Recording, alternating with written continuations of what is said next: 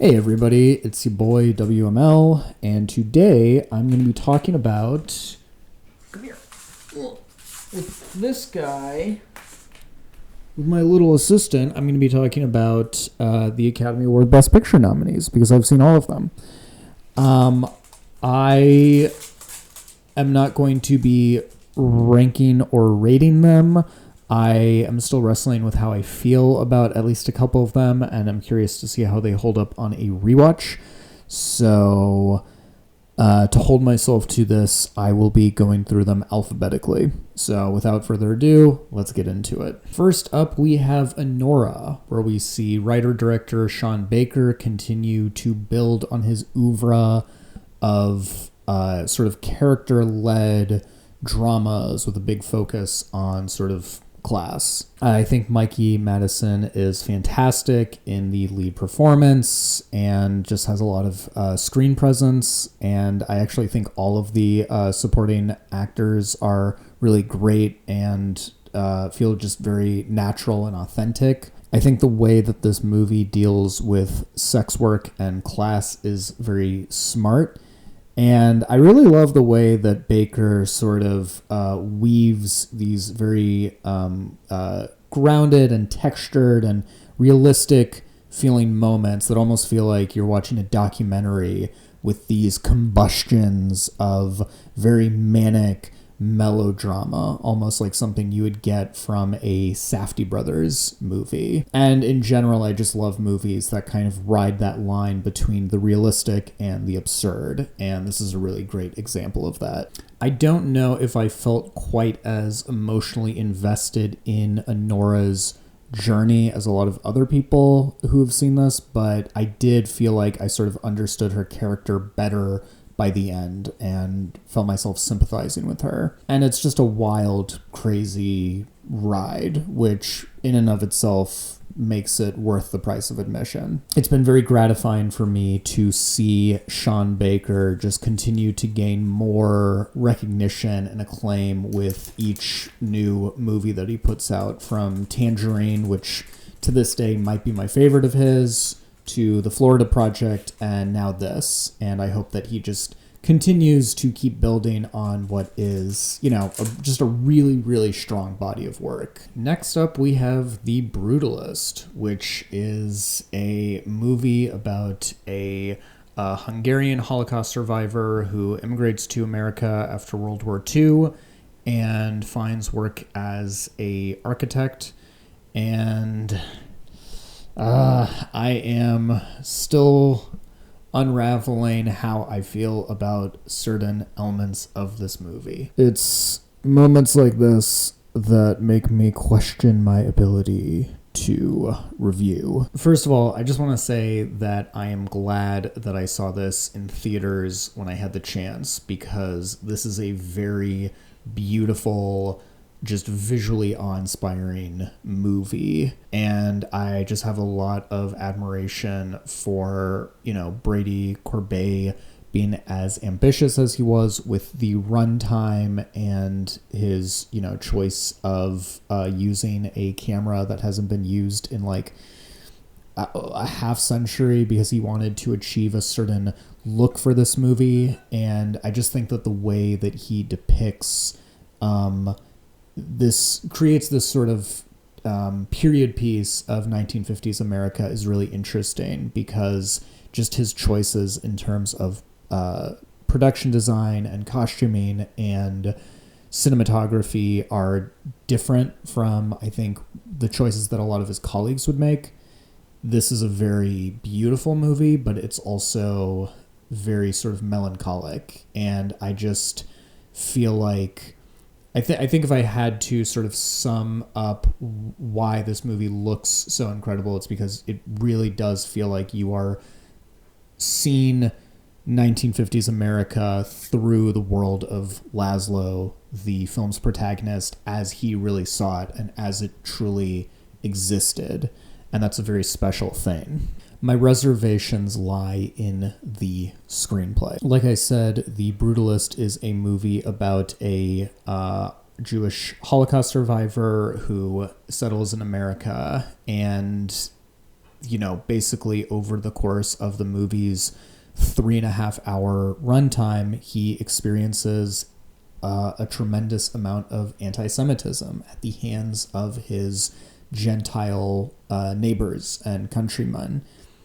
Deceit, slander, exploitation, abuse, at points really horrific levels of abuse. And while this is all going on, there are allusions to the start of the Zionist movement and the formation of Israel.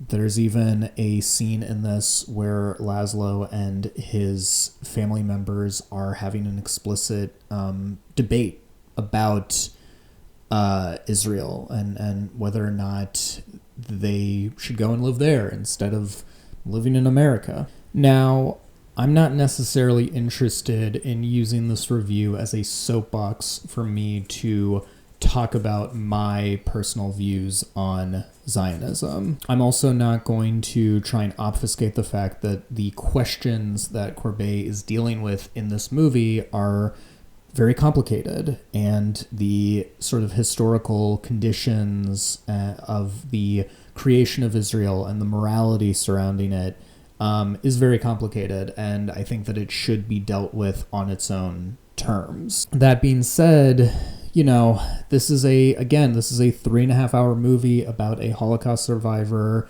coming to America and experiencing anti-Semitism for, the course of the 15 years that are depicted in this movie, and sort of leaving you, the viewer, with this question of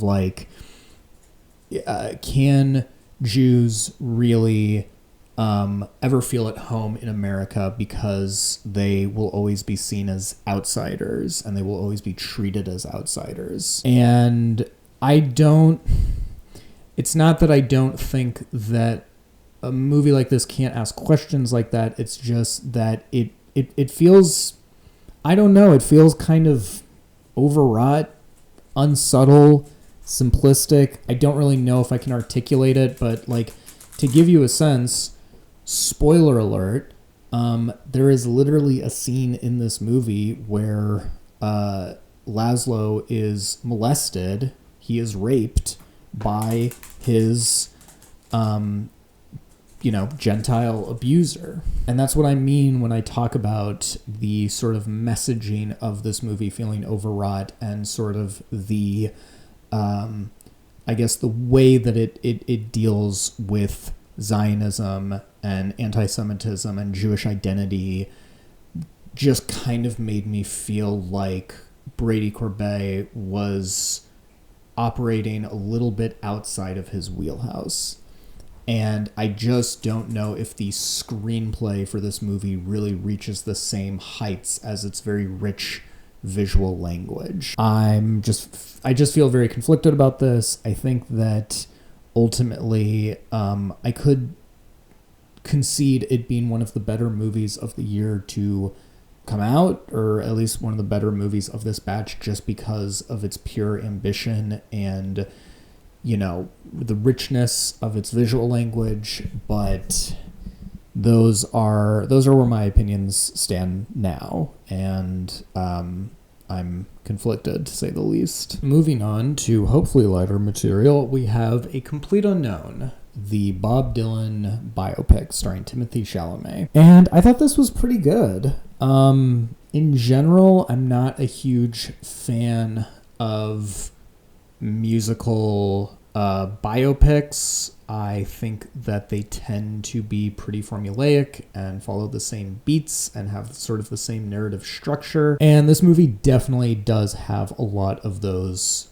beats, namely the sort of conflict that tends to be at the core of every music biopic, which is the struggle of the musician or the artist doing what they want to do versus what X wants them to do, whether it be the public, their fans, the government, as in the case of Elvis, or most commonly the record labels. And while that is one of the conflicts driving the story, there is one element of it that I found myself thinking a lot about, because Dylan wasn't just at odds with the record labels, he was also at odds with the rest of the folk music scene during this time period. One of the things you have to remember is that during the 1960s, there was a lot of revolutionary change happening, a lot of political turmoil, and there were figures like Pete Seeger and Phil Oakes who were writing explicitly political folk songs. And they wanted Bob Dylan to do the same, and he essentially said, no, that's not my bag. At least that's how A Complete Unknown portrays this chapter of Dylan's career. And while I don't know how historically accurate it is or how biographically accurate it is, I do think it's a really, really interesting story to tell at this point in time. I mean, in 2024, when leftism and progressivism are basically dead, the liberal hegemonic order is on its way out the door, and nationalism is on the rise and looks to be sort of the new prevailing model of the future, it's interesting to tell a story about somebody who, you know, we all want to look to, and we all want to kind of guide us towards a better alternative and a better future, who says no and sort of absolves himself of that responsibility. I don't think that it's supposed to be fatalistic. I don't think that the director, Mangold, is telling us that we should all just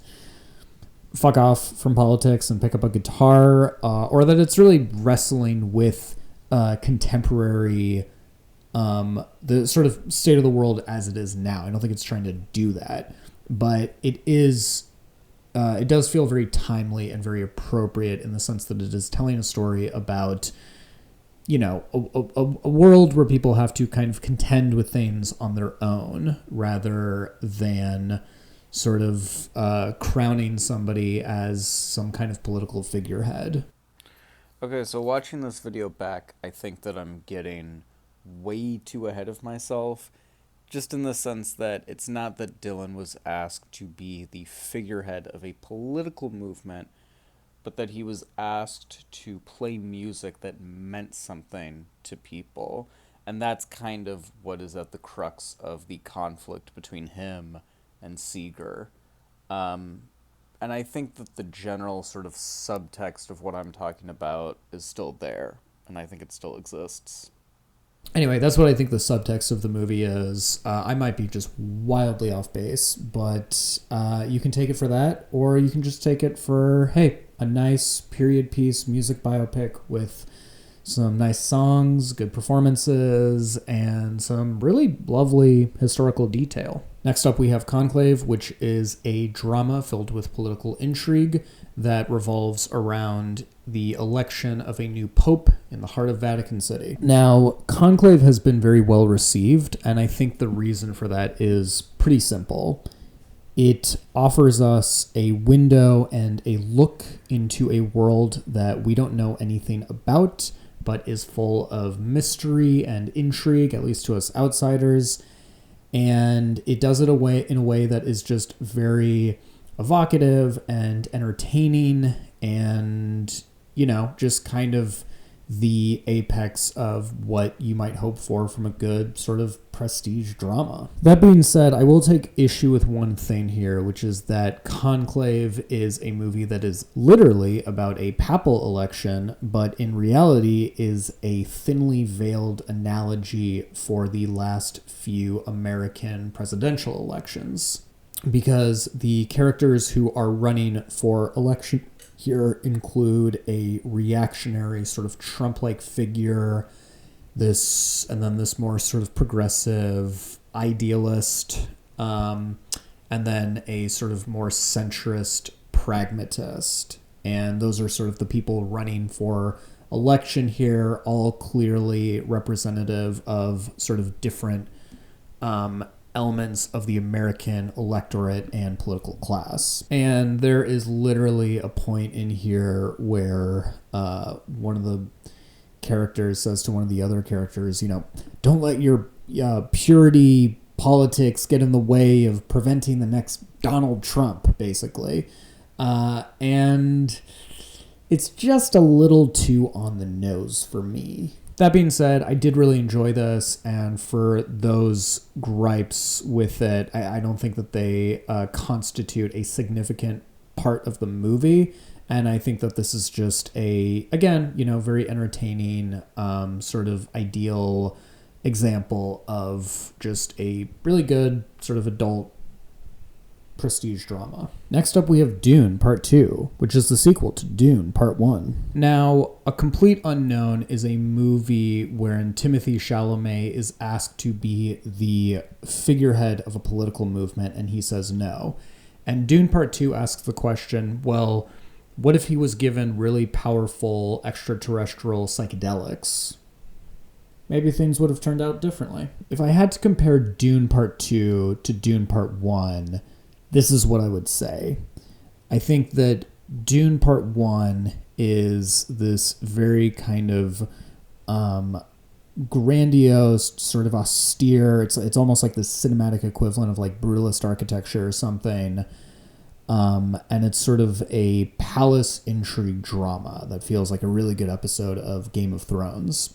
Whereas Dune Part 2 is basically feels like a piece of sacred text, but it's a movie. I mean, I'm talking like the Bible, the movie, or the Quran, the movie. And I think that what is so brilliant about Dune Part 2, or one of the things that's so brilliant about it, is that it tells this very famous space opera story in a way that on one hand feels very realistic and matter of fact, but on the other hand is very spiritually, has a lot of spiritual weight. The way that Villeneuve deals with spirituality and religion in these movies is very heavy, and I almost found myself getting wrapped up in Paul Atreides' sort of, Messiah arc, even though it's ultimately a tragedy and ultimately a cautionary tale about religion. I couldn't help but get swept up in this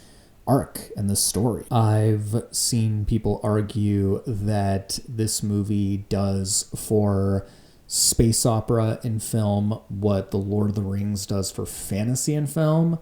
And honestly, considering the ambition here, the scope of its storytelling, what Villeneuve does with this canvas, and just the insane level of creativity and design with the costumes and the production design and just the visual world building is really remarkable. And I might feel inclined to agree with people who make those Lord of the Rings references. And on top of that, the performances here are just amazing.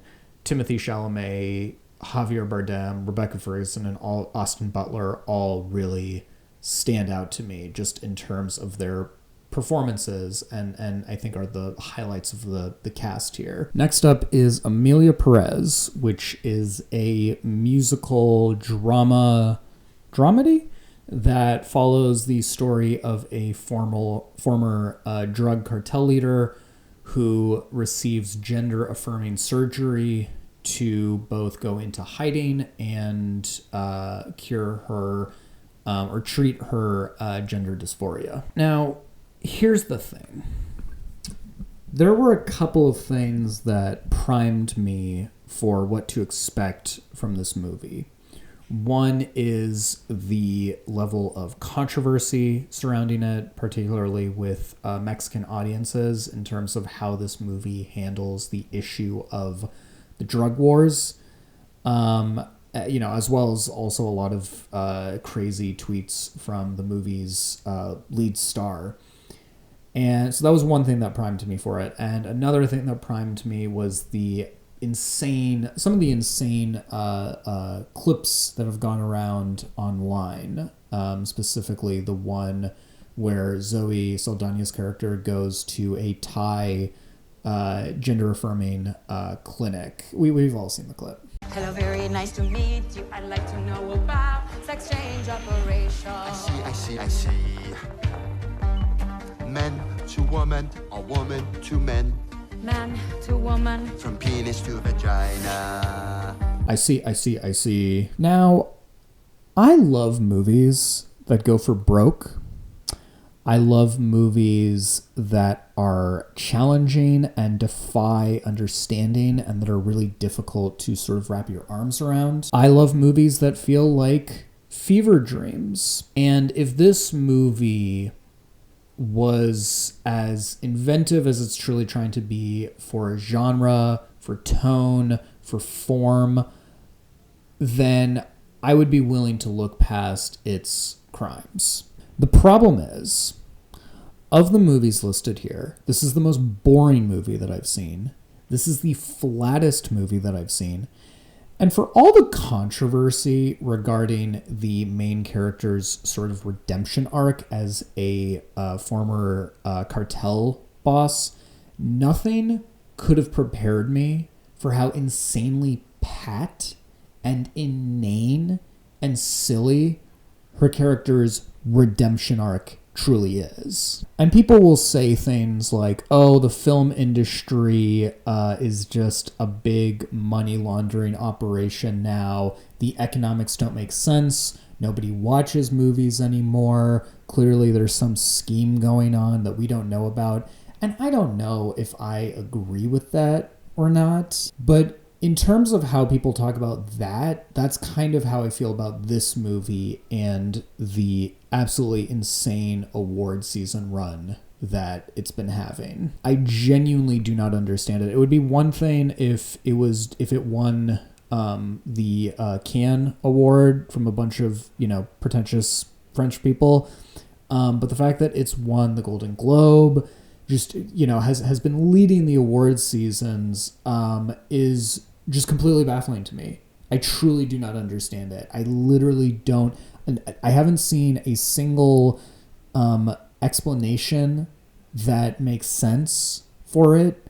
I almost feel like people who work in the film industry must have some weird wiring, like Treadstone, where watching this movie activates something in their brain that I don't understand, but I am truly baffled by the level of critical acclaim and accolades that this movie has received, because not only is it in poor taste and offensive and ineptly made, it's just boring. Next up is I'm Still Here, which is about the forced disappearance of a former politician in Brazil during their military dictatorship, which took place from 1964 to 1985. This is a very harrowing tale of a real-life crime and a very incisive look at what forced disappearances under an authoritarian regime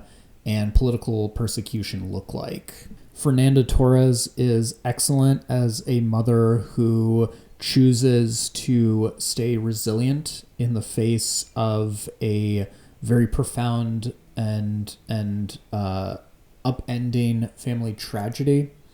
And I think that for me, the brilliance of this movie lies in how it weaves together this very personal family drama as well as this sort of legal political procedural that looks very incisively at what bureaucracy and surveillance and terrorism look like under an authoritarian regime. In writing this review, I was going to say that I think that Americans would do well to watch this so that they understand what life under an authoritarian regime that can arbitrarily disappear people looks like. But then I remembered from the next movie that I'll be talking about, we've been there, just not in the sense that we think. Anyway, I'm Still Here. Very important, well-made, incisive, and if you're interested in this chapter of Brazilian history, I would definitely recommend anybody watch it. Next up on the list is Nickel Boys, which tells the practically untold story of America's reform schools for Black youth. I know I prefaced this video by saying that I wasn't going to be ranking these movies, but I will say that of the movies that were nominated for Best Picture, this was my favorite. This was my favorite of them. I think it's the best. I think that it reaches the greatest heights in terms of what film can do, in terms of what it does for form, and it is probably one of the best movies that I've seen in a while. It's worth talking about why Nickel Boys is important for its subject matter alone. It is about a chapter of American history that I didn't really know anything about, which was the non-judicial and arbitrary detainment and imprisonment and abuse of Black youth in this country. And it really did not look that different from the sort of thing that was depicted in I'm Still Here. But it happened here, and it didn't happen that long ago. And the fact that it tells that story and the fact that it tells it so effectively, I think, is worthy in and of itself of commendation.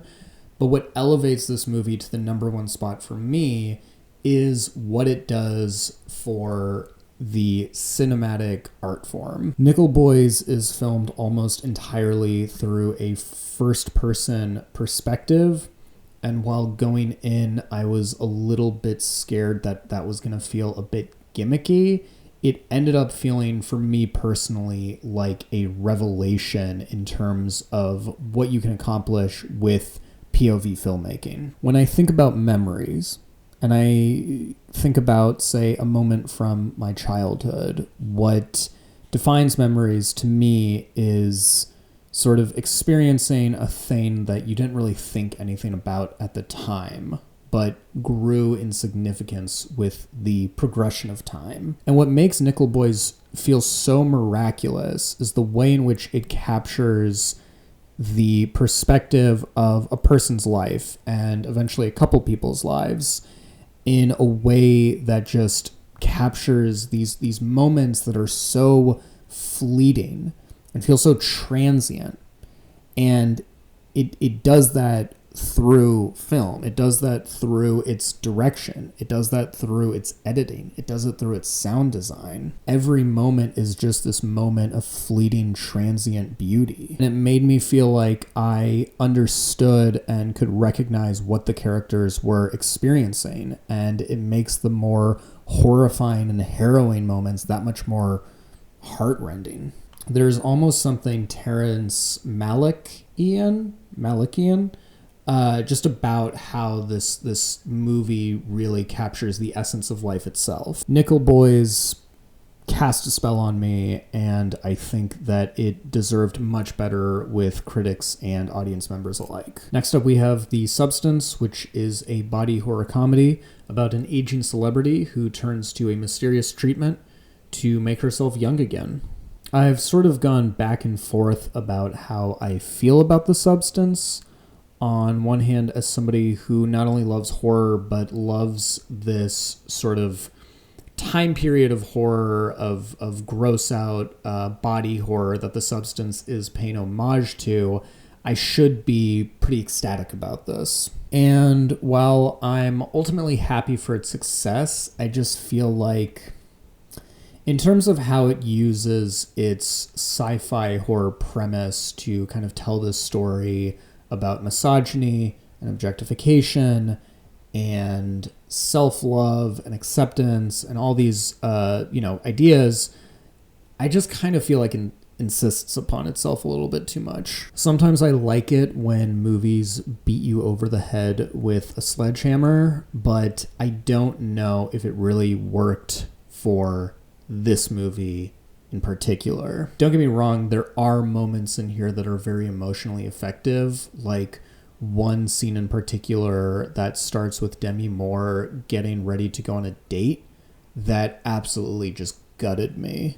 But unfortunately, the rest of the movie just kind of feels too unsubtle, too overwrought, and it just kind of obfuscates those moments. Also, something that was confusing as hell to me, and something other people have pointed out, is do Demi Moore and Margaret Qualley's characters, do they have the same conscience? Conscious? You know what word I'm trying to say. It's it's not clear, and I think it works a little bit against this movie. So I'm a little bit ambivalent on it, but I wouldn't necessarily dissuade anybody from watching it, and I am curious to see how it holds up on a rewatch, but those were just kind of my initial thoughts on it. And finally, we have Wicked, the long-awaited cinematic adaptation of the beloved Broadway musical, which tells the origin story of the Wicked Witch of the West. And as somebody who basically grew up with this musical and really grew up loving it, I ended up really enjoying this. And I think that this is a very solid and enjoyable adaptation of a great musical. Groundbreaking, it's not perfect, and I could talk about some of the things that I didn't like, but in the grand scheme of things, that just doesn't really feel necessary, because ultimately this is a enjoyable movie made with a lot of heart that is anchored by two really great, talented performances. And also, I just want to give a shout out to, in terms of my issues with this movie, some of it had to do with kind of the visual component of it, just like lighting, gaffing, color grading, that sort of thing. But I will say, the costuming and the production design, the level of love and craftsmanship that went into that, just in terms of creating this sort of candy-colored steampunk world, was staggering. I mean, truly staggering. Endless respect for those departments and, the team that worked on this movie. So Wicked gets the WML stamp of approval. And that's it. I was thinking about doing some Oscar predictions, but since the ceremony is going to be winding down pretty soon, that is a little bit moot. So, I don't know. Those are my thoughts on the Best Picture nominees. Those were my, I guess, favorites and least favorites. You should be able to discern which ones those were at this point. And let me know what you think. What were your favorite Oscar nominees in this category and all the other categories? And yeah, that's pretty much it. Follow me on the social medias. And until next time, take care.